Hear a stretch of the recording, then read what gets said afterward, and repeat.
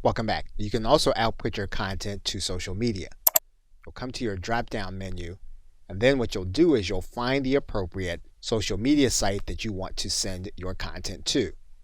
So for example, we can click on Pinterest, and then we're going to connect our Pinterest account. We'll then give Canva permission by clicking OK. And then what we can do is we can then send our content to where we want it to go. We can add in a description, and we can then click Publish. Canva will then prepare our design and move it directly into our Pinterest account. And we'll be able to see our pin here. We can also output to Facebook. For example, if we find our Facebook page or our Facebook group, what we're going to do is we're going to click on Facebook group. We're going to connect our Facebook account. We're going to give Canva access to our Facebook account.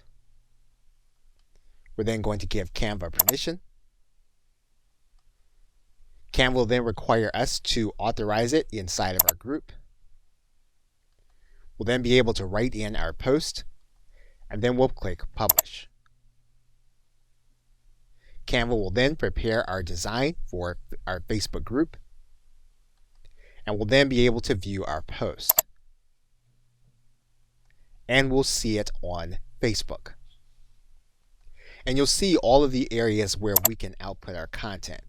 We can do it in Slack, we can do it on our LinkedIn page, we can go on to Twitter, Tumblr, and other places. In this case, what we're going to do is we're going to finish by going to Twitter. And we're going to connect our Twitter account. We're then going to authorize Canva. We're going to write in our content and post. And then we're going to click Publish. Canva will then prepare our design for our post to Twitter. We'll then be able to see our post. Okay, so with that, thanks, and I will see you in another video.